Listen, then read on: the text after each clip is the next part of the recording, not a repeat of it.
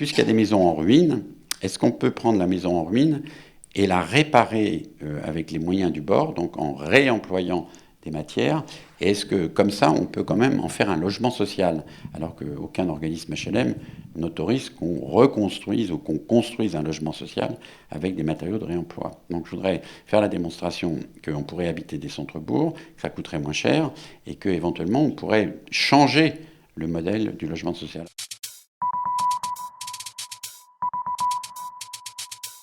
Bonsoir. Je suis toujours ému d'abord de parler devant le public parce que moi je suis un journaliste de presse écrite, je n'ai pas tellement l'habitude de ce genre d'exercice. Et je suis doublement ému aujourd'hui, c'est de recevoir Patrick Bouchain. Patrick Bouchain que je connais depuis une vingtaine d'années maintenant. Et je ne vais pas dire qu'il m'a tout appris en architecture, mais pas loin quand même. Je ne suis pas du tout architecte, j'écris sur l'architecture. Et c'est grâce à des gens comme lui que j'ai pu comprendre un petit peu les complexités du métier. Mais le grand paradoxe de cette histoire, c'est que Patrick Bouchain n'est pas architecte. Il a toujours refusé de payer sa cotisation à l'ordre des architectes, ce machin créé par Pétain, c'est ça. Et donc, ben voilà, il n'est pas architecte, mais pourtant il construit des maisons, il a construit des théâtres, il a construit des chapiteaux, il a construit des lieux de culture, il a construit ce qu'on appelle aujourd'hui des tiers-lieux. En fait, je devrais plutôt dire qu'il a réparé. Il a reconstruit, il a réhabilité. Parce que c'est un des premiers, alors qu'aujourd'hui on commence à en faire des lois, à dire que l'économie circulaire c'est important, le cradle to cradle et ce genre de choses.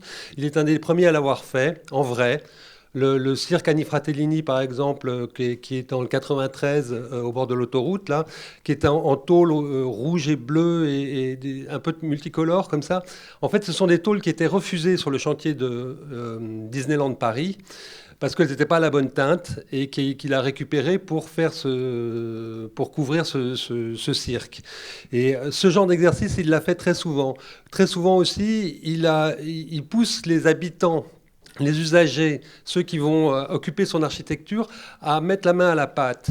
Il m'a dit une fois que pour lui, un chantier était terminé 90%, enfin à 90%, qu'il laissait les 10 derniers pourcents, ou les 5 derniers, ou les 2 derniers, je ne sais pas, à la disposition des usagers, que eux prennent possession des lieux, plantent des clous, changent des trucs, et comme ça, ils seront vraiment chez eux.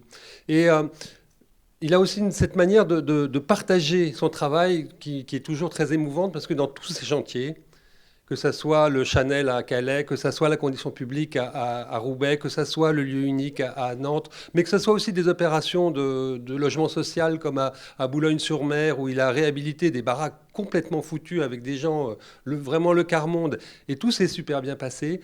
À chaque fois, dans tous ces chantiers-là, il y a ce qu'il appelle la cabane de chantier. Et la cabane de chantier, c'est un lieu euh, d'accueil où on reçoit le public, on reçoit les enfants des écoles, on reçoit les futurs habitants, on reçoit les usagers et on reçoit les voisins, et on boit le café et on raconte le chantier. Et éventuellement, il y a toujours un casque dans un coin et un gilet jaune. Pof, on met le casque et le gilet jaune et on va se balader et on va voir le chantier. Pour tout ça, bravo Patrick Bouchain, je suis vraiment très ému. Je suis d'autant plus ému, je parle, mais après c'est lui qui va parler, hein, que c'est pas je sais pas si on dit un ou une star architecte qui construit des tours à Dubaï et qui roule en Porsche Cayenne. Je suis même pas sûr qu'il ait une voiture, même pas de voiture. Où est-ce qu'on va? Et donc on est, je pense, dans le métier, on est assez nombreux, enfin dans le métier de journaliste, mais chez les architectes aussi, et chez les gens du spectacle et les gens du théâtre qui ont beaucoup travaillé avec lui, parce qu'il fait aussi de la scénographie. Tout le monde l'aime beaucoup, et depuis quelques années, on se demandait comment lui dire. Pas moi, mais eux, en tous les cas.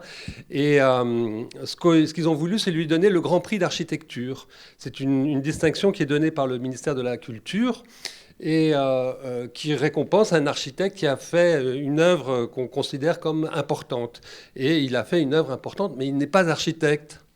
Donc, pendant 2 ans, il y a eu le suspense, non? Ou 3 fois? 6 ans. Il était dans la shortlist. À chaque fois, on dit ouais, Patrick Bouchain, peut-être qu'il voilà. Et puis à la fin, bah non, c'était un autre, forcément. Et alors cette année, ils ont trouvé la parade. Et c'est finalement assez malin. Ils lui ont donné le Grand Prix d'urbanisme. Moi, quand j'ai appris ça, je suis tombé de ma chaise un peu. Je me suis dit, oh, l'urbanisme. Mais finalement, c'est vachement bien, l'urbanisme. Parce que l'architecture, c'est faire un bon projet.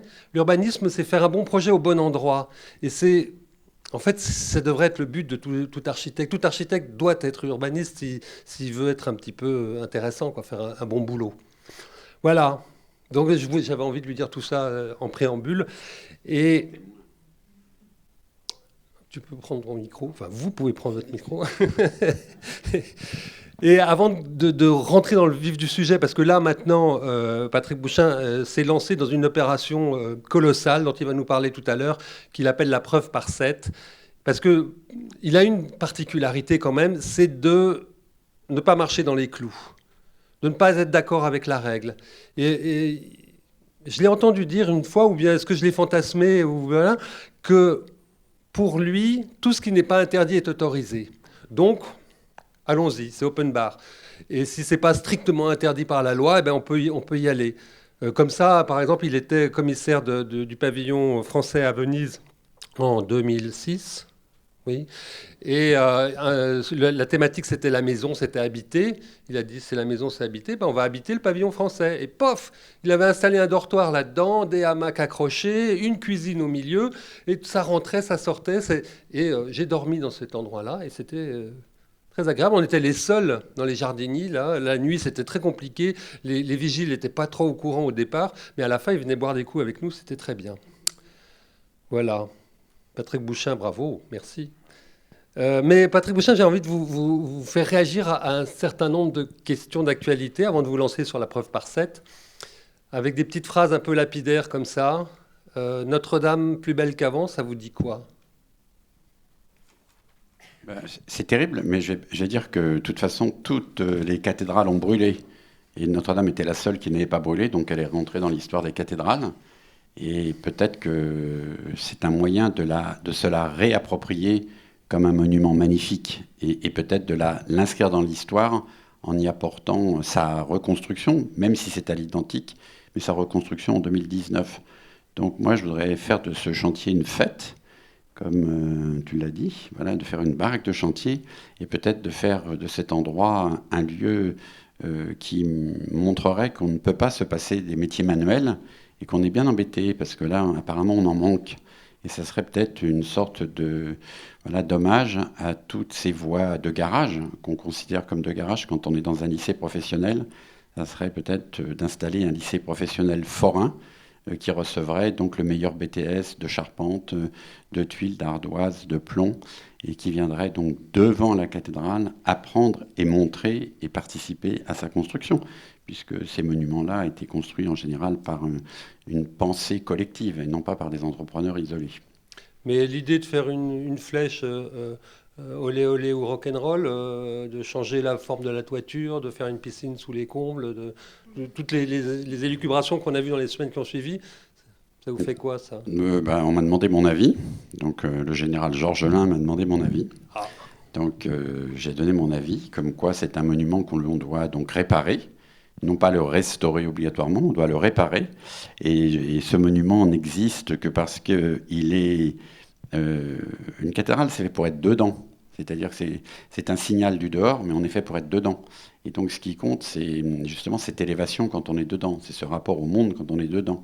Et donc elle le tient d'ailleurs parce qu'elle a un poids sur la tête. C'est le poids de la charpente qui l'a fait tenir. Et donc je suis pour refaire une charpente en bois à l'identique. Une toiture peut-être pas en plomb parce qu'en effet... on s'est aperçu depuis peu que le plomb, quand même, risque d'être dangereux, c'est pas évident. Quant à la flèche, elle a été construite donc par Viollet-le-Duc au XIXe siècle. Il y en avait une avant, elle était plus petite.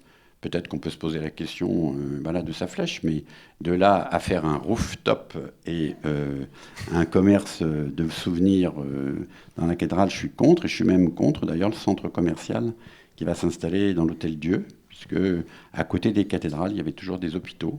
Et on aurait pu en faire le haut lieu de la solidarité et du soin, et non pas le lieu du commerce et de l'abrutissement.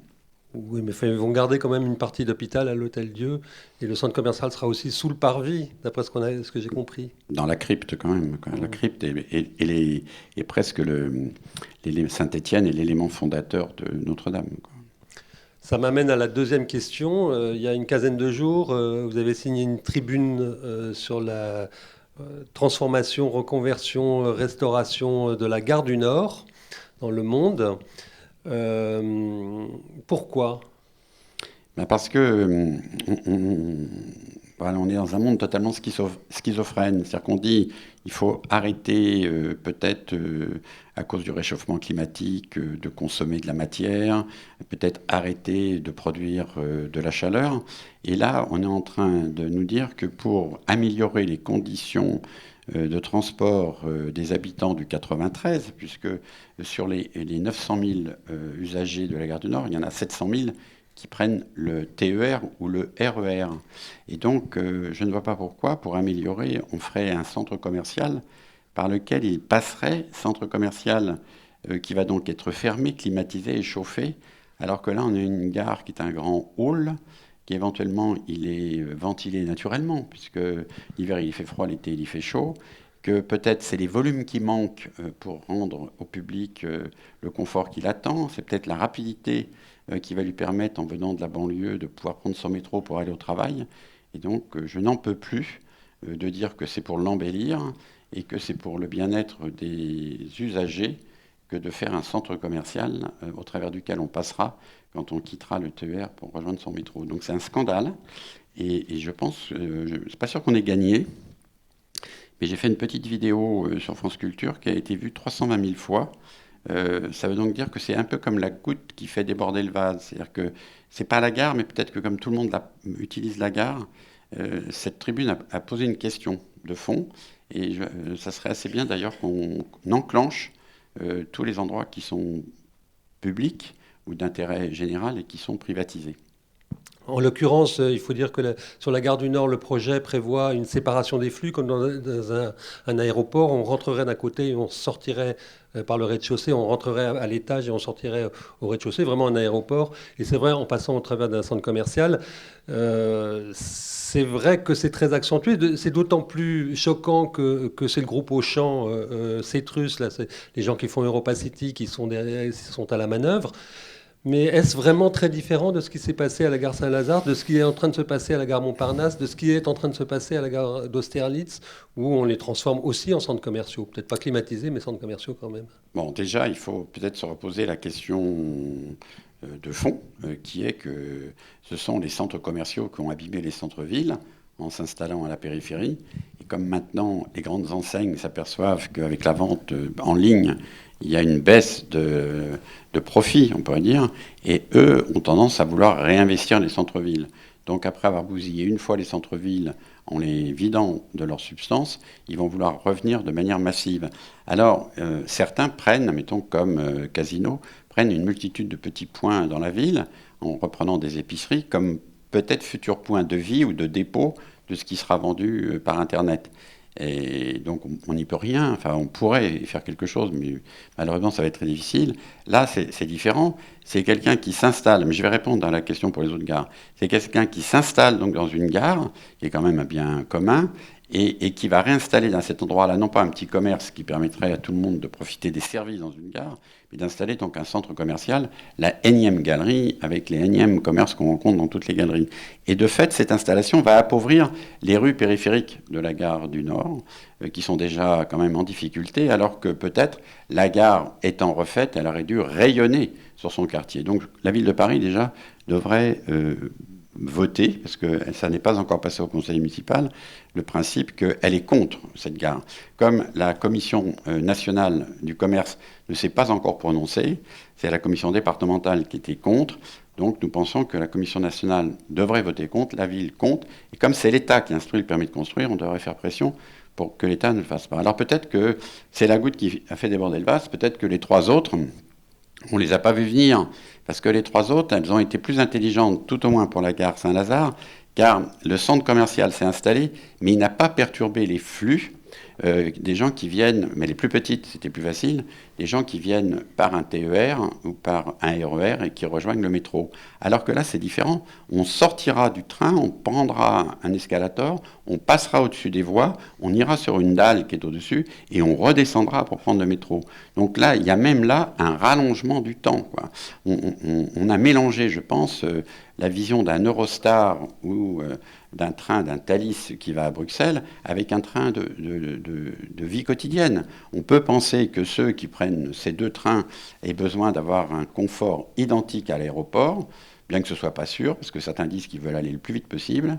On a réduit les temps, justement, pour aller à Bruxelles et à Londres. On va avoir un Brexit qui va faire qu'on aura une moins grande utilisation de l'Eurostar, et on ne comprend pas pourquoi on fait croire que c'est pour améliorer ça, et en fin de compte, c'est pour consommer. Alors pour les autres, comme personne ne le sait, mais je vais vous le dire, c'est que les 4 gares ont été partagées par les 4 grands de l'aménagement des centres commerciaux. C'est-à-dire qu'on croit qu'il y a des appels d'offres, mais en fin de compte, ce sont des appels d'offres qui sont pipés, puisque comment se fait-il que pour l'un, c'est la CGC Clépierre, pour l'autre, c'est Altarea, pour l'autre, c'est Eiffage, et puis pour l'autre, ça serait Auchan. Ça veut donc dire qu'ils se sont répartis, les gares. Alors bon, ben voilà, les 3 sont faites. Moi, mon problème, c'est la gare du Nord, c'est quand même la plus grande gare d'Europe. C'est peut-être la gare la plus populaire, c'est celle où il y a le plus grand trafic populaire. Donc, ben voilà, moi j'ai attaqué sur celle-ci. C'est la première fois que j'avais autant de signataires avec moi. Donc, seul, ça ne portait rien. Et là, peut-être que ça portera. Parmi les signataires, il y avait des gens qui défendent des centres commerciaux ailleurs ou qui construisent des centres touristiques en Arabie Saoudite ou Jean Nouvel ou Dominique Perrault, pour ne pas les nommer. Et là, il y en avait même certains qui voulaient signer d'accord avec moi, mais qui sont lauréats parce qu'ils font le centre commercial. C'est-à-dire que c'est de la contradiction. C'est un peu compliqué. Ça m'amène à la question suivante sur Europa City, où toute la fine fleur de l'architecture française se précipite pour aller construire des hôtels, des centres de je sais pas quoi et du commerce. Qu'est-ce qu'on fait? Non, alors déjà, si vous n'avez pas vu, mais Europa City, c'est donc ce qu'on appelle le triangle de Gonesse. C'est à côté de Roissy en France. C'est un endroit qui était une terre agricole, une des plus riches de l'Île-de-France, qui a été abîmée donc en partie par l'aéroport et les pollutions environnantes, et donc qui reste quand même ce grand triangle qui pourrait être un élément compensatoire, on pourrait dire. Et donc autoriser à cet endroit-là de construire un centre de loisirs, un peu comme Disney, refermé sur lui-même avec une piste de ski artificielle, des hôtels et autres, c'est un non-sens quand on n'arrête pas de dire qu'il faut arrêter, que le développement durable, le réchauffement climatique et tout. Donc celui-ci, il faut se battre contre ce projet, et de la même façon, puisqu'ils ont déjà commencé les travaux sans autorisation, il faut empêcher que ça se fasse. Alors en effet, on exporte. C'est ça qui est terrible, c'est qu'à un moment donné où notre monde a démontré qu'on avait atteint nos limites, nos architectes, ne trouvant plus de travail, ou les promoteurs, disent nous on a une compétence pour le faire. Alors ils construisent tous à l'export, comme on dit, à Shanghai, toute l'Asie et tous les pays arabes, donc, qui sont à la recherche d'objets totalement incongrus, quoi. Alors c'est ça qui est absurde, c'est qu'on a bousillé chez nous, et puis on va donc bousiller ailleurs, et puis éventuellement, nous on a, mettons, bousillé l'Afrique, et puis par la colonisation au niveau du bois, et puis on va interdire, au nom de l'écologie, l'Amérique latine, de couper la forêt amazonienne. Il faut qu'on balaye devant notre porte et qu'on remette tout ça d'aplomb. Il faut que nous, on soit respectueux pour nous-mêmes, respectueux pour les autres, et qu'on aide les autres à ne pas faire les bêtises qu'on a faites, quoi. Parce que nous, on détruit ce que l'on construit chez eux. Mais en tant qu'architecte, on a une responsabilité dans cette artificialisation des sols, dans cette exportation de ces savoir-faire, dans le béton qu'on plante partout. Est-ce que... Je pense que, si vous voulez, c'est ça qui est le problème, c'est que on va manquer de matières premières, donc les matières fossiles, enfin les énergies fossiles. On va même manquer de sable. On va manquer de sable. Après, on va donc manquer peut-être d'agriculture, parce qu'on peut quand même avoir quelques dérèglements climatiques qui vont faire qu'on va déplacer des endroits où on cultive les choses pour nourrir la planète. Donc il faut quand même se préparer de manière stratégique. C'est-à-dire, c'est peut-être pas aujourd'hui là, mais il faut le garder en réserve. Et après, on va perdre surtout, moi ce que je dis tout le temps, on va perdre des savoir-faire, y compris agricoles, qu'aujourd'hui on a encore, mais peut-être que dans, je sais pas, un siècle, on aura un mal fou à reconvertir certaines personnes pour faire un métier qui sera nécessaire à notre survie. Et donc, la France était un grand pays agricole. Il y avait 5 millions d'agriculteurs, à la fin de la Deuxième Guerre mondiale. Aujourd'hui, il y a 3 millions d'agriculteurs à la retraite et 1 million d'agriculteurs qui exploitent. tout le pays qu'on a autour de nous n'est pas entretenu par les paysagistes et les jardiniers. Quand on voyage en train et autres, ce sont les agriculteurs qui entretiennent notre pays. Et donc, si on diminue les agriculteurs, on ne pourra plus entretenir notre pays, même s'ils l'entretiennent mal. Quelquefois, il suffisait de voir hier, dans Le Monde, il y a une carte sur les endroits où il y a des pesticides.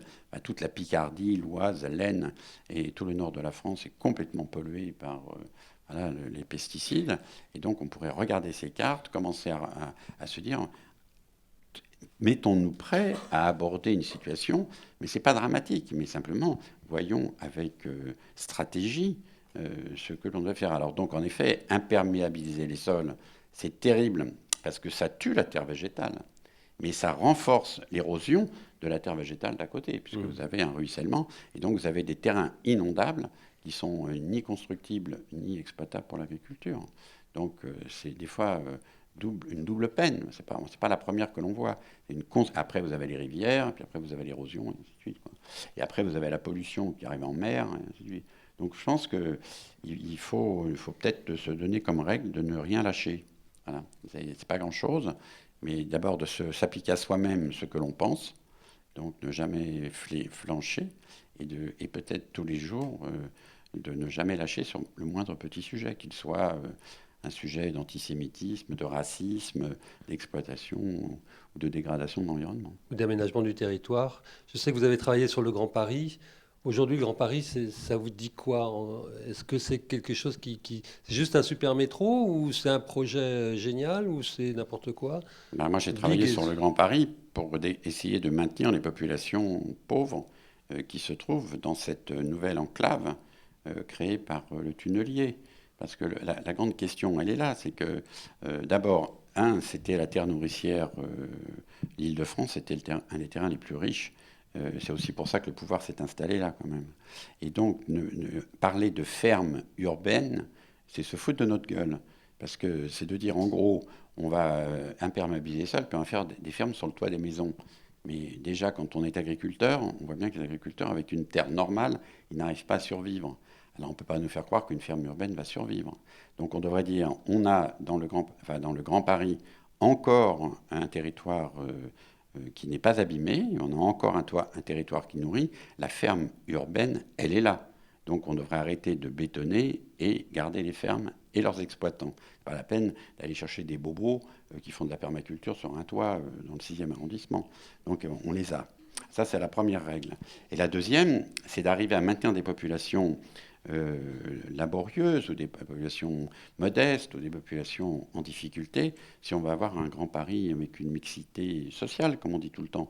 Mais on ne peut pas avoir une mixité sociale si Paris devient la ville du tourisme et de la location, ou la ville de résidents qui ont un double ou triple logement. Et donc, je fais ce travail. Alors, je travaille avec 2 communes, donc Gennevilliers, 3 communes, Gennevilliers, Bagneux et Goussainville. J'ai choisi des communes très différentes, dont l'une est industrielle, Gennevilliers, 48 000 emplois, 45 000 habitants. On pourrait dire que peu d'emplois, il n'y a que 5% des emplois de Gennevilliers qui habitent à Gennevilliers, donc on pourrait travailler sur ça. C'est la commune qui a le plus de locataires, puisque c'est l'office d'HLM le plus important du temps où les communistes géraient ça. On a donc 18 000 locataires de logements publics. Donc on pourrait dire que c'est un plus. Si on maintient ça et qu'on le gère autrement, on pourrait maintenir grâce à ça des populations. À Bagneux, c'est l'inverse. On essaye de voir comment on peut bloquer les loyers et faire en sorte qu'on protège une population qui habite, parce qu'elle est moins dense, et on a des promoteurs qui, bien sûr, vont se goinfrer sur un paysage qui est très beau, parce qu'on a toute la vallée de la Bièvre, Sceaux, et à Goussainville, Goussainville, c'est un exemple type, si vous voulez, c'est que la gare de Goussainville, qui était une petite gare de pauvres, et aujourd'hui, elle est complètement vidée de tout service, parce que la SNCF, comme les marques, ne vont pas dans une gare où il y a 40 000 usagers jour. Elles préfèrent aller dans une gare où il y a 900 000 usagers jour. Donc ça veut dire qu'un pôle, admettons, il va déserter, ou un exquis, ou un relais, il va déserter cet endroit pour aller à Versailles, ou éventuellement donc à Bagneux, à la nouvelle gare de Bagneux. Il ne va pas aller à Goussainville. Et donc, ce qui est quand même un monde de fou, c'est que la SNCF a lancé un appel d'offres pour trouver des bénévoles qui voudraient bien tenir des activités sociales à la gare de Goussainville, parce qu'ils se rendent bien compte qu'il n'y a que éventuellement des migrants qui font des kebabs ou du maïs sur un tonneau avec un bois quand même peut-être des fois couvert de goudron, et ainsi de suite. Et donc du coup, moi je travaille avec une fille magnifique qui a décidé de reprendre après fermeture par un concessionnaire de la cuisine centrale de Goussainville, de faire de cette cuisine centrale un lieu de formation pour les populations immigrées, pour apprendre un métier de rue et peut-être de labelliser des vrais cuisiniers de rue venant du monde entier. Là, on est sur les gares du Grand Paris Express, Alors, ces trois gares-là ou... là aussi, si vous voulez, ce qui est terrible, c'est que ça a changé. Quand De Gaulle dit à Delouvrier mettez-moi de l'ordre dans tout ce bordel quand il visite en hélicoptère la région parisienne, il lui dit en fin de compte il y a deux objectifs. Un, casser la ceinture rouge de Paris, parce que Paris était encerclé que par la gauche, on pourrait dire, par des gens communistes très combatifs. Et en même temps, il lui dit remettez de l'ordre peut-être même sur le plan électoral, sur le plan du redécoupage, mais sur le plan d'un besoin démographique. Il n'y avait pas que la dimension de détruire. Et donc, Delouvrier, à ce moment-là, fait des villes nouvelles. On peut être pour ou contre, mais le premier outil qu'il met en place, ce grand comité d'État, c'est un outil anti-spéculatif. Dès que la décision est prise, il y a donc immédiatement un gel des terrains qui vont se trouver qui vont être le territoire des villes nouvelles, vers lequel il y aura des équipements comme des RER, métro et ainsi de suite, et il y a un gel. Là, c'est à l'inverse. On dit il y a un Grand Paris, formidable Grand Paris. On dit oui, mais le Grand Paris ne marchera que par une desserte nuit et jour. Et puis, on fait le tracé du tunnel, donc qui va prendre ce métro qui va tourner tout le temps, et on oublie de mettre en place les outils antispéculatifs. Pensez bien que tous les grands promoteurs ont immédiatement acheté des fermes, des territoires et tout. Ils ont gelé les terrains autour des gares. Et en les gelant, c'est terrible parce qu'ils vont les mettre sur le marché au fur et à mesure de la valeur que ces terrains prendront. Donc on risque d'avoir des gares qui vont arriver pour moitié dans des no man's land. Et les logements seront loin. On ne va pas construire les logements à côté des gares. Donc là, ça c'est vraiment une politique sarkozyste. Là. Mais justement, je ne sais pas, mais on a dû voir le même discours de cet ancien président de la République à Versailles lors de l'inauguration de la Biennale d'architecture et du patrimoine, dire les gares du Grand Paris, c'est super, le foncier va prendre 30% et bingo. Oui. Et il a donné comme exemple, d'ailleurs, vous avez vu, Bordeaux plus 30%, Nantes plus 30% et tout. Et dans le même temps, il y a les gilets jaunes qui se manifestent. Et si on analyse ce qu'il y a dedans, parce qu'il ne faut pas faire un amalgame, et il y a toujours des récupérations de mouvements. Mais sur le fond, puisque moi je travaille sur cette partie-là de la France, c'est ça qui m'intéresse, il y a donc, à part la capitale, son centre et quelques communes de banlieue qui sont bien desservies en emploi et en transport, et celles qui, quand même, autour, vont se développer grâce à la qualité du paysage. Vous avez après 6 métropoles, on va dire, en France. Elles ne sont pas toutes de même niveau. Vous voyez, Nantes est plus riche que Lille, socialement. Marseille est quand même moins riche que Lyon. Voilà, donc, et en fait, quand il n'y a que là, c'est comme si la France n'était que ça. Et le reste, c'est comme si c'était rien. Et c'est la raison pour laquelle, d'ailleurs, le président de la République a voulu changer la loi sur le littoral, parce que pensant que les métropoles qui marchaient bien, qui étaient donc pas vraiment sur l'axe rhodanien, comme on dit, Lille, Paris, Marseille, c'était celles qui étaient en bord de littoral, parce qu'on peut dire que la France a un très beau littoral. Et il y a eu une tentative de dire, mais on pourrait développer un peu plus certaines villes qui sont au bord de la côte et qui pourraient justement se développer grâce au tourisme. Et là, c'est assez étonnant, c'est la droite et la gauche. Sans esprit partisan, c'est ceux qui avaient une vision éthique de l'aménagement du territoire qui ont empêché le changement du règlement sur le littoral.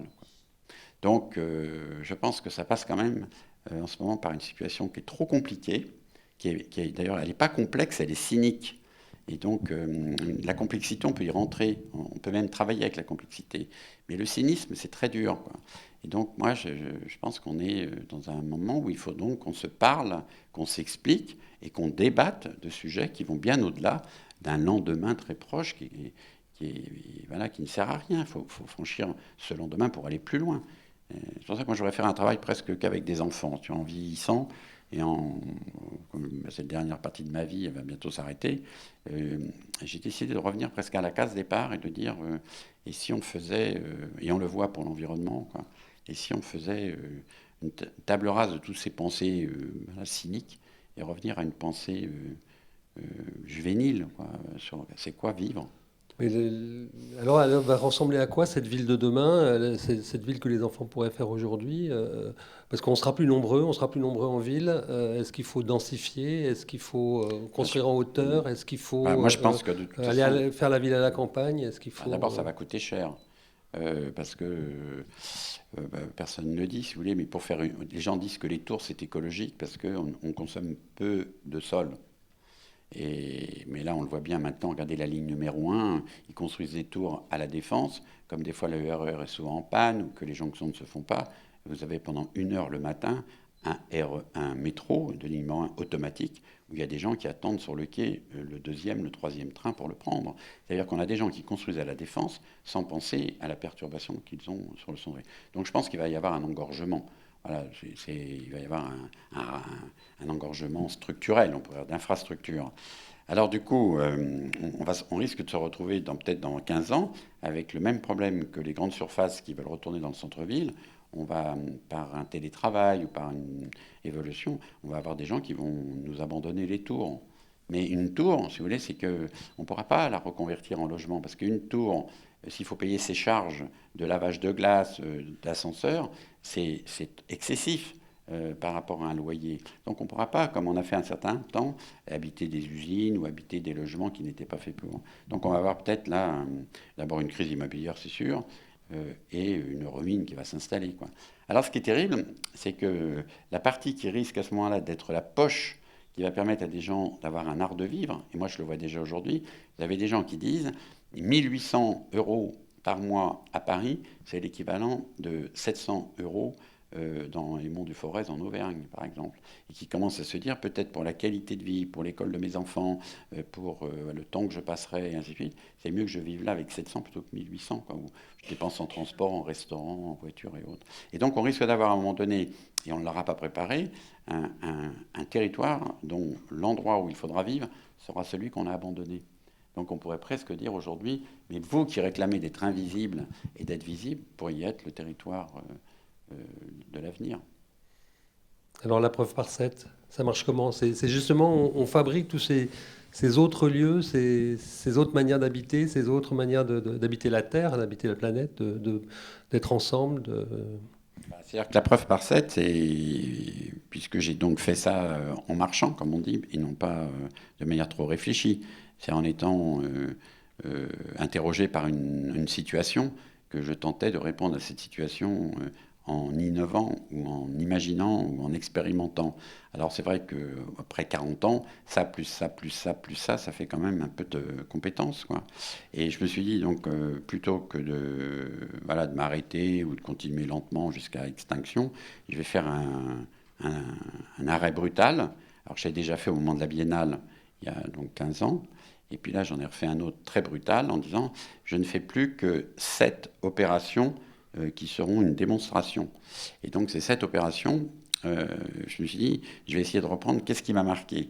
Alors, ce qui m'a marqué, c'est le contexte. C'est-à-dire qu'on ne peut pas dire que le contexte soit absent. Il est déterminant, ce que tu as dit tout à l'heure par rapport à l'urbanisme.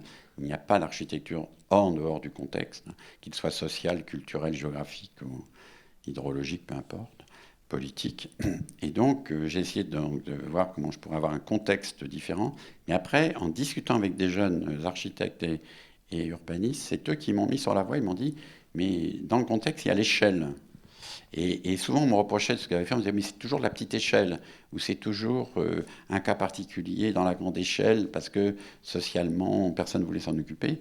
Donc, on a essayé de définir quelles étaient les 7 échelles de l'aménagement. Donc on est parti du plus petit au plus grand. Le plus petit en France, puisqu'il y a 36 000 communes à peu près, le plus petit c'est 50. En dessous de 50, il n'y a pas de représentation démocratique, puisqu'il y a une difficulté même à constituer une liste.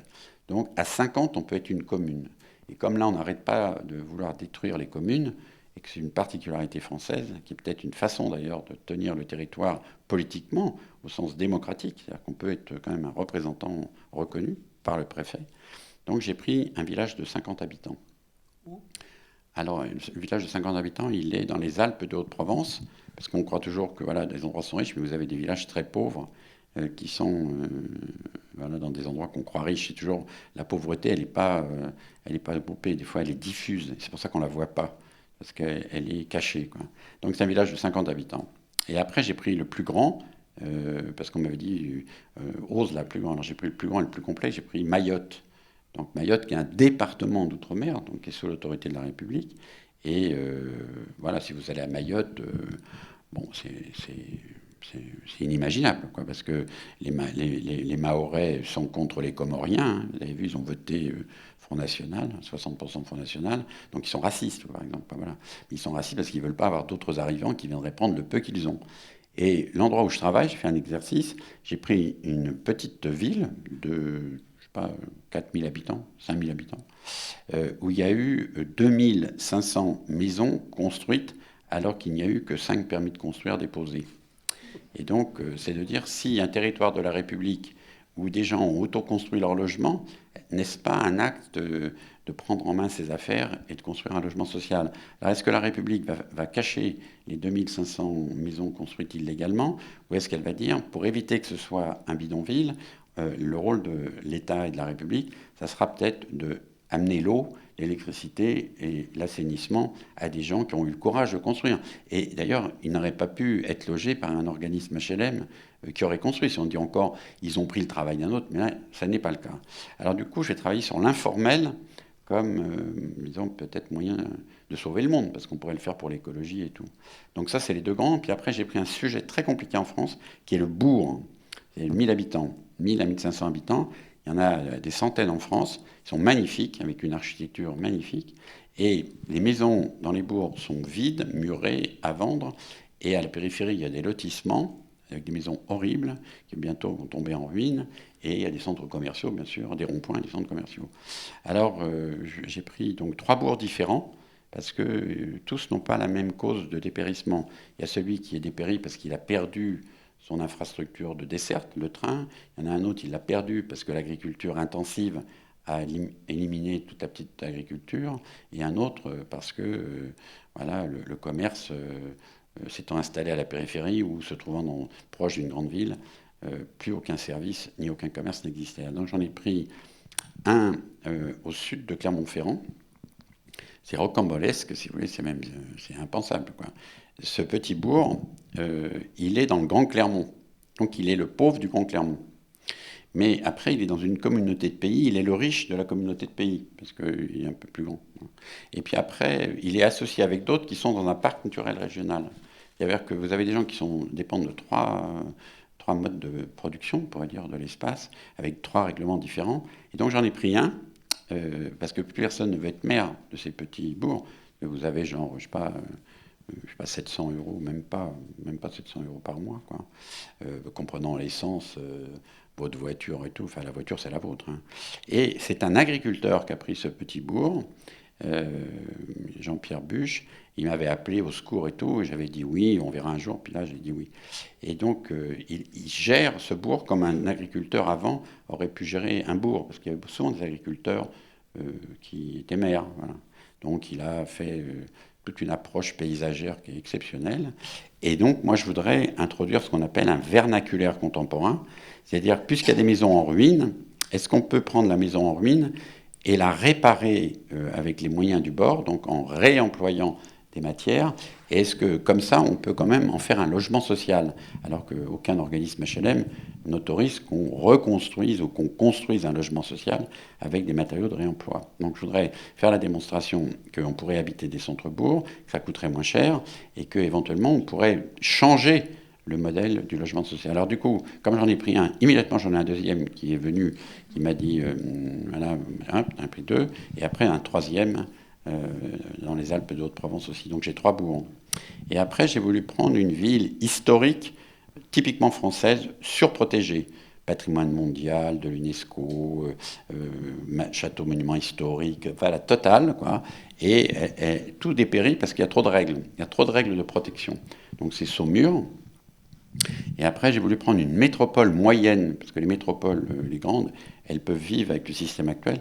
Les moyennes, elles sont en difficulté. Et Orléans, qui est un peu une banlieue de Paris, elle n'est pas vraiment une métropole, elle est déjà presque comme une ville rattachée au Grand Paris. Donc j'ai pris Orléans. Et puis ensuite, j'ai voulu prendre 3 banlieues. Ça fait plus que 7, tout ça. Oui, ça fait 9. Non, parce que c'est une preuve par 7. Il y a toujours que 7 échelles, mais dans une échelle, il fallait qu'il y ait plusieurs cas, parce que sinon on aurait cru que, voilà, on n'aurait pas vu. C'est un tout petit boulot pour préparer sa retraite, quoi. Ouais, voilà, je suis fatigué, là. Et donc j'ai pris 3 banlieues, Bagneux, Gennevilliers, j'en ai parlé tout à l'heure, et Goussainville, et avec 3 sujets différents. À Bagneux, alors ça c'est le truc, c'est peut-être le plus beau des projets que je fais, cette ville attend un lycée d'enseignement général depuis 50 ans, parce que Sceaux avait un lycée Lacanal, et il n'y avait que des lycées d'enseignement professionnel à Bagneux. Et là, justement, on nous fait croire qu'ils ont gagné, mais ils n'ont pas gagné. C'est parce que le Grand Paris, avec l'arrivée d'une gare à Bagneux et d'une population qui va se gentrifier, parce que les logements vont coûter cher, alors on prend la décision de mettre un lycée d'enseignement général. Et on l'appelle un lycée d'excellence. Et immédiatement, la population dit, alors on l'a, non pas parce qu'on l'a réclamé et qu'on nous le doit, mais on l'a parce que les nouveaux qui ne sont pas encore habitants de Bagneux en ont besoin. Et donc, du coup, je travaille sur remplacer le mot excellence par autre chose. Et comme ça mettra 5 ans pour avoir ce lycée, j'ai décidé, un truc qui ne se fait pas, de dire, en fin de compte, je vais essayer de faire une démocratie participative, comme on appelle, qu'avec des enfants. C'est-à-dire de discuter avec des enfants quel est le contenu d'un lycée du XXIe siècle qui aurait un lycée d'enseignement général dont le tronc commun ne serait pas les sciences ou les humanités, mais peut-être pour une fois les sciences et les humanités réunies pour parler d'environnement et de santé. Et donc je fais une sorte de programmation avec des enfants en disant peut-être que vous n'irez pas dans le lycée, ça durera trop longtemps, peut-être que vous irez ou peut-être qu'on ne nous écoutera pas, mais c'est une occasion de donner à une génération le moyen de réfléchir sur ce que serait une formation. Alors ils disent quoi les enfants ? Qu'est-ce qu'ils veulent comme genre de lycée ? Eh bien écoute, comme genre de société ? la première réunion, je vais te la raconter parce que moi-même je n'avais pas la réponse. Ils m'ont dit, bon nous, ce on voudrait parler, on voudrait parler du non-binaire. Alors, moi, voilà, alors je dis, mais moi je connais transsexuel, transformiste, tout ça. Non, non-binaire c'est autre chose. Alors bon, j'avais 9-13 ans quand même. Alors je dis, mais c'est quoi non-binaire ? Donc ils m'ont expliqué ce que c'était. Après j'ai vérifié auprès de mes petits-enfants, ils se posent les mêmes questions. Alors ils disent, voilà, nous, en fin de compte, on veut se déterminer lentement. On ne veut pas être prédéterminé, on ne veut pas les écoles de garçons, les écoles de filles, les écoles PIX, les garçons bruyants, les filles machin, les sciences pour les garçons, les sciences humaines pour les filles, tout ça, nous, on en a ras-le-bol de tous ces discours-là qu'on entend et tout. Et puis, voilà, la sexualité et tout, bon, bah voilà, nous, et puis quand même la puberté, c'est compliqué, c'est le moment où on nous fait faire tous les choix. Et nous, à cet âge-là, on se pose d'énormes questions, des fois qui sont plus importantes que l'orientation, et on aimerait avoir une sorte de classe unique entre 9 et 13 ans. Mais attends, moi, j'ai jamais eu une discussion comme ça, ni avec un recteur, ni avec un inspecteur, ni avec un ministre. Jamais j'ai vu ça. Et donc, du coup, j'ai décidé qu'on allait travailler sur le non-binaire, et comme tout le système avec lequel ils sont, l'informatique, c'est un système binaire, bah, ils pratiquent un système binaire, et donc la société est quand même binaire. Mais eux, ils remettent pas en cause le binaire, ils remettent en cause le moment où le choix se fait, quoi. Et donc, j'ai décidé de ne travailler que sur ça. Et comme, en même temps, je voudrais réintroduire le vivant, parce que comme je sais qu'il y a un jeune homme là, qui parle à côté, là, donc Edgar Morin, qui a 98 ans, et qu'avec Edgar, on a écrit des choses, dont lui, il a écrit un texte qui s'appelle Apprendre à apprendre, ou Apprendre à vivre, quoi. On va peut-être faire que on a l'âge de parler à des jeunes, quoi. Est venu le temps des questions. Est-ce qu'il y a des questions dans la salle ? Et je crois que normalement on vous donne un micro, mais je ne sais pas sous quelle forme ça se fait.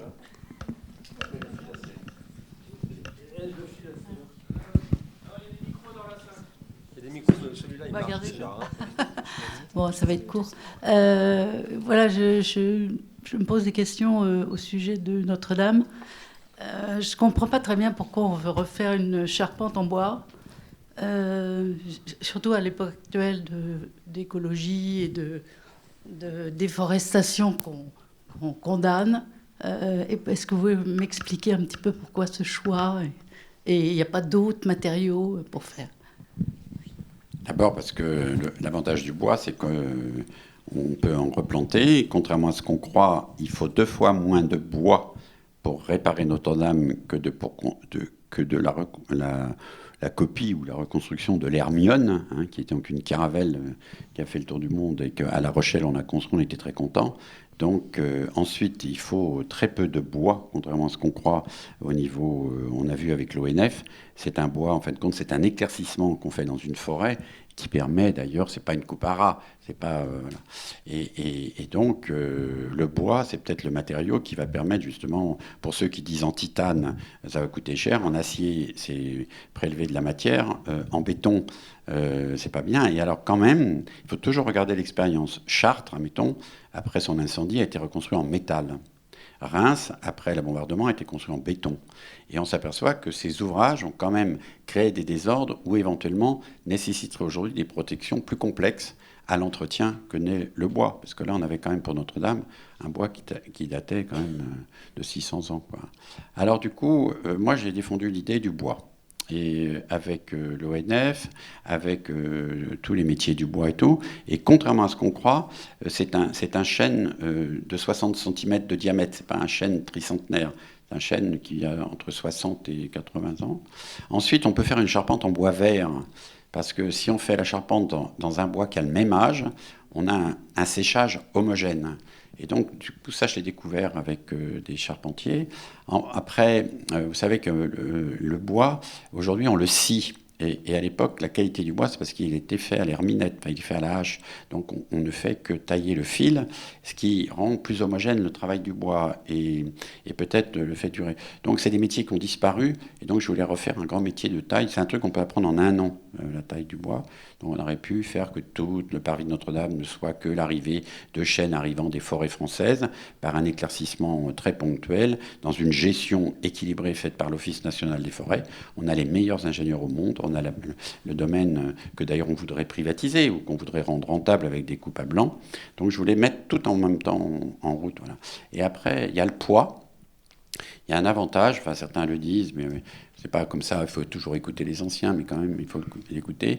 Il y a eu des vérifications faites, si vous voulez, que le poids assure la stabilité des arches et des arcs, si vous voulez. Et donc je voulais... pour éviter toute dérive, parce que j'ai assisté à des réunions où il fallait un concours international, et éventuellement, pourquoi pas une toiture en verre comme le Reichstag, monter là-haut. Parce qu'après, on monte.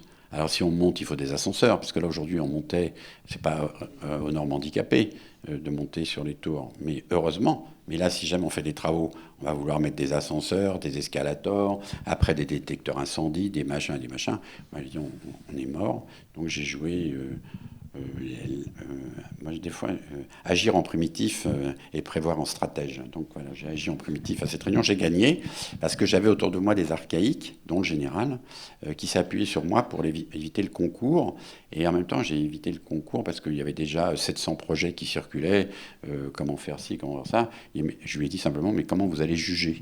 Donc vous allez faire que des mécontents et vous allez apparaître comme un imbécile. Donc il faut mieux ne pas commencer. Donc il faut arrêter le concours, arrêter d'innover sur ça. Et peut-être faire à l'intérieur de Notre-Dame, parce qu'il y a quand même des parties qui ont été abîmées avec l'effondrement de la flèche, peut-être là, au même titre qu'il y a eu des chapelles, des mobiliers, des peintures, peut-être là, placer ce moment pour qu'il rentre dans l'histoire. Mais c'est une information, c'est un scoop là aujourd'hui. Le concours que le Premier ministre a lancé sur la flèche serait abandonné. En fait, il sortira jamais des tiroirs. C'est un scoop et pas un scoop, tu n'en entends plus parler. Oui, c'est vrai. On n'entend plus parler. Après, le rooftop, là, je ne sais pas quoi, comme on dit, sur ça, on n'entend plus parler. D'ailleurs, mes camarades dont tu parles avec élégance, priscaires français, se sont rangés à mon avis, pour la simple raison qu'ils ne pouvaient pas concourir. Donc, comme ça, j'ai eu 2 priscaires qui sont contre les concours. S'il vous plaît. Oui, il y a madame là-haut. Bonjour, je suis ravie de vous rencontrer. Je ne vous connaissais pas personnellement, mais j'apprécie beaucoup votre manière d'être, et en particulier que vous n'êtes pas architecte. Donc vous êtes libre d'entreprendre ce que vous avez envie d'entreprendre et je vous en félicite. Alors en ce qui concerne la pédagogie dont vous avez parlé, il existe quelqu'un qui s'appelle Célestin Freinet, qui depuis très longtemps, je crois, a émis aussi et surtout pratiqué avec des enfants ce qui s'appelle une autonomie. Il s'occupait de savoir ce que l'enfant était capable de faire pour lui-même. Et nous sommes aujourd'hui en train encore de nous interroger ce qu'on peut faire, nous, pour nous-mêmes. Et je trouve qu'on va peut-être y arriver un jour. En tous les cas, je vous félicite. Je crois que j'ai bien entendu, si je ne me trompe pas, que vous êtes aussi dans cet esprit-là, où, avec des jeunes aujourd'hui, vous appréciez le fait qu'ils prennent en main leur vie. C'est fabuleux. Je vous en remercie. Merci beaucoup. C'était très agréable de vous entendre. Alors, du coup, j'ai en effet, parce qu'on ne peut pas reproduire on ne peut pas faire la table rase des expériences qui ont eu lieu, mais on ne peut pas toujours reproduire à l'identique. Donc, à un moment donné, je me suis dit que je vais un peu travailler justement sur Pestalozzi, Steiner, y compris sur les mouvements psychiatriques, Tosquelles, Houry, Deligny, et bien entendu, mon modèle étant Célestin Freinet, voilà. Et l'imprimerie et le cahier, enfin la communication, quoi. Donc c'est un peu ce qu'on va faire. On va essayer justement que des enfants, dans ce petit groupe de Bagneux, produisent quelque chose, parce que maintenant avec la toile, comme on dit, on parle aux autres. Voilà, donc on va essayer d'être un petit noyau et de parler à d'autres, même qu'on ne voit pas, quoi. Donc remplacer l'imprimerie de Célestin Freinet par l'ordinateur.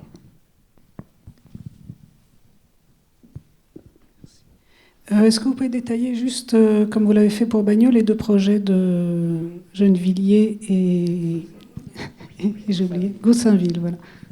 Je vais en détailler un, parce que c'est le plus beau peut-être, j'en sors là de la Réunion. C'est le village de 50 habitants. Donc, si vous êtes maire d'un petit village de 50 habitants, et que il y a 60 ans, il y avait des maisons inoccupées, et des paysans étaient très contents de donner des maisons à des gens qui voulaient devenir des agriculteurs ou qui quittaient la ville. Bon, tout ça, c'est après 68. Mais tout ça a disparu, puisque vous avez maintenant des villages qui sont pauvres, mais qui sont occupés par des maisons, des résidences secondaires, qui ne sont ouvertes qu'un mois par an. Donc là, moi, dans mon petit village, j'ai un maire qui est un agriculteur, et j'ai une adjointe qui est la fille de quelqu'un qui a quitté la ville pour habiter là. Elle est la fille, en fin de compte, d'un baba qui a quitté la ville et tout. Mais elle veut absolument pas reproduire la vie de son père et de sa mère. Pour elle, c'est un cauchemar. Et elle voudrait en effet quitter cet endroit, mais elle est contaminée. Elle ne peut pas vivre ailleurs. Elle aime quand même la campagne. Donc, avec la Fondation de France, on s'était posé la question, comment une petite commune peut-elle être commanditaire ? C'est-à-dire qu'aujourd'hui, si vous voulez un logement social, vous adressez à un office d'HLM, vous passez par les voies classiques, si vous voulez. Mais quand vous dites à un office d'HLM, je voudrais qu'on construise 2 logements dans mon village pour être conforme à la loi Allure qui dit qu'il faut 20% de logements sociaux par commune, hein, vous jouez bien sur la contradiction de l'application d'une loi à différentes échelles. L'office d'HLM dit je ne me déplacerai pas pour 2, je ne veux quand même pas gérer 2 logements, et la loi Allure, on vous dit... Alors ça veut donc dire qu'on va laisser mourir des villages qui n'auront plus que des résidences secondaires et on n'aura pas de nouveaux agriculteurs qui s'installeront dans ces villages. Parce qu'il faut penser que tous ceux qui seront à la retraite vont garder leur ferme pour vivre avec leur petite retraite. Donc ils ne vont pas libérer l'habitat. Et comme ce n'est pas des familles, ils ne vont pas non plus cohabiter avec les nouveaux agriculteurs. Alors du coup, je me suis dit, je l'ai déjà fait en Ardèche, mais je vais essayer de construire 2 logements. Alors j'ai commencé à rencontrer les organismes et j'ai dit, voilà, mon problème, c'est que celui qui veut habiter le village dont je m'occupe, c'est un berger, qui est le fils d'un urbain qui est venu là, mais maintenant il a 2000 têtes de moutons, et il vit de son métier, et il est en pleine forme physique, et il veut habiter ce village. Est-ce que je peux construire une bergerie ? Alors on vous dit, bah non, un logement social, c'est fait pour construire un appartement, il y a des enfants, il n'a pas d'enfants, donc c'est un séjour de chambre, des chiottes et tout. Il dit, non, mais moi, là, c'est un berger. Donc il veut, lui, vivre avec ses bêtes, parce qu'il ne peut pas laisser ses bêtes. Il n'a pas le moyen d'avoir quelqu'un qui garderait les bêtes. Et en plus, ce berger, il pose un problème particulier, c'est que 6 mois par an, il est en alpage. Donc 6 mois par an, ils n'occupent pas la bergerie et le logement. Donc j'essaye d'attaquer le sujet en disant, est-ce qu'on pourrait avoir un logement social partagé? Et est-ce qu'on pourrait avoir un logement social qui associerait donc le vivant dans son ensemble, les bêtes et un homme, et il a une copine, qui fait, il fait du fromage, en plus c'est formidable, on pourrait tout. Et donc du coup, je mets en place une programmation dont personne ne veut. Personne ne veut. Alors comme personne ne veut, on va essayer de dire, est-ce qu'on ne pourrait pas être nous-mêmes producteurs de ce logement? Et est-ce qu'on ne pourrait pas dire, est-ce qu'on a le droit d'accéder au même taux, au même crédit, aux mêmes aides, un emprunt avec un même taux? Est-ce qu'on peut choisir un architecte autrement que par concours? Est-ce qu'éventuellement on peut utiliser le réemploi, ainsi de suite? Et donc là, ça pète un peu dans le village parce qu'il y a donc tous ceux qui ont une résidence secondaire qui ont sorti là des articles terribles comme quoi voilà, je me mêlais de ce qui ne me regardait pas et tout. Donc on va poser les crayons, comme on dit. Donc je sors un dossier pour montrer que c'est possible. On va laisser la campagne électorale se faire, parce que pendant les 6 mois qui viennent, c'est la campagne. Le maire ne se représente pas, et Marie ne se représente pas, mais je vais la prendre comme associée, parce que maintenant qu'elle a fait l'expérience du pouvoir, elle voudrait faire l'expérience de l'administration, donc je vais la prendre. Et après, on ne dit pas, mais le PRG se présente aux élections. Et donc...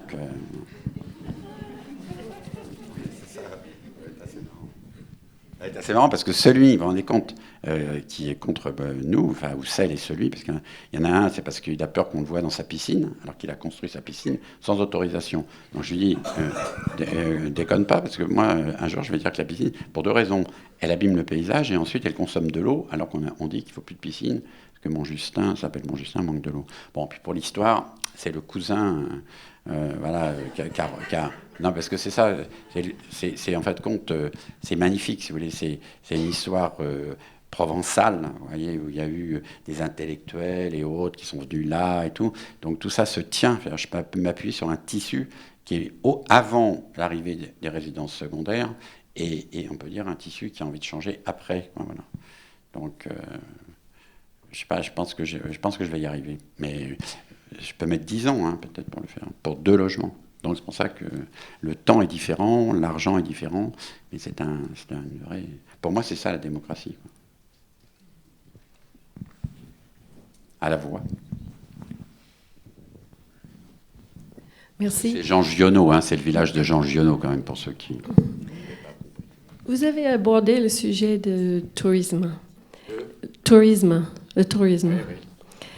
Et ma question, parce qu'en fait, je trouve que le tourisme, il y a les 2 faces, en fait. Il y a le côté positif, mais à un moment donné, ça peut être très négatif. J'ai eu le plaisir de travailler sur 2 Jeux olympiques et je sais que les Jeux olympiques ne sont pas nécessairement les meilleures choses pour les personnes qui habitent quotidiennement dans les villes, par exemple. Alors, est-ce que vous pouvez... Quel est votre regard là-dessus? Quel est, par exemple, le tourisme? Vous avez dit que, en fait, c'est pour attirer les touristes, certains projets que vous avez amenés. Mais en même temps, à Paris, à Barcelone, dans toutes les grandes villes du monde, on n'a que de Hermès ou les magasins qui sont vraiment pour les Chinoises ou autres. Désolée de le dire, faire court, mais je pense qu'il y a un côté... de l'architecture et de l'urbanisme qui est complètement dirigé par le tourisme parce qu'on dit le tourisme, le raisonnement pour les projets, c'est toujours à la fin pour le tourisme, pour attirer les touristes. Enfin, je ne suis pas contre le tourisme, mais enfin, un peu quand même. D'abord, je voyage très peu, et en effet, je vais essayer de combattre. Qu'on soit regardé comme des singes, vous voyez, qu'on se déplace. Parce que ce qui est terrible dans le tourisme, c'est qu'on prend l'avion pour aller voir une construction en terre. Et la construction en terre, elle est habitée par un Africain au Mali, par exemple, et on le trouve très sympa, là. Et puis on revient en France, et le Malien dans le foyer, on le hait. Et en plus, on a envie même de construire en terre pour être écologique, et c'est un ingénieur français qui construit en terre. Donc moi, j'ai déjà fait des jumelages comme ça, où j'ai pris des Maliens. On peut faire venir un musicien du Mali, mais on ne peut pas faire venir un constructeur en terre du Mali, parce que c'est un ouvrier immigré en puissance. Mais un musicien, c'est un artiste. Donc j'ai transformé des maçons et des charpentiers au Mali. Je les ai appelés musiciens pour faire un chantier au lieu unique à Nantes. Alors, du coup, moi, je suis contre. Mais là, j'ai pas fait ce sujet parce que j'ai mon alter ego, comme on dit, plus jeune que moi de 20 ans, mais qui est une fille absolument extraordinaire, qui est à Barcelone. J'étais donc avant-hier avec elle. Elle a été élue à Barcelone, justement pour lutter contre ce que... Et puis très vite, la pression de l'économie, de la création d'emplois, tout ça, la mère avec laquelle elle a été élue, on est perclus, quoi, toute la journée. Il y a des lobbies tels que des petits commerçants, les machins et tout, vous ne pouvez pas faire. Donc elle a démissionné. Et elle met en place une expérience qui est assez intéressante. Elle dit, en fin de compte, on va faire une expérience où moi, ayant démissionné, je vais créer un parlement civil.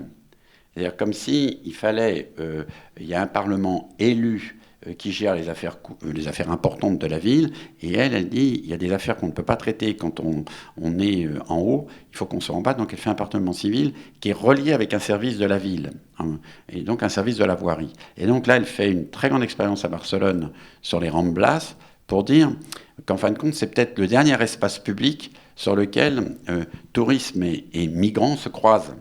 Et peut-être qu'on peut peut-être encore habiter en commun cet espace commun. Il y a encore des Barcelonais sur les Ramblas ? Eh bien, tout au moins, s'il n'y a pas de Barcelonais sur les Ramblas, elle en fait partie, puisqu'elle habitait ce centre et que tous les Barcelonais se sont battus contre justement l'arrivée massive du tourisme et autres, c'est de dire je prends les derniers et je prends ceux qui viennent là, y compris pour la mendicité. Et donc elle va faire un travail. Mais je vais l'aider parce que c'est trop dur ce qu'elle veut faire. Mais elle veut faire un truc là justement où elle remêlerait dans le tourisme tout ce qui n'est pas vu, voilà, tout ce que le tourisme cache, quoi.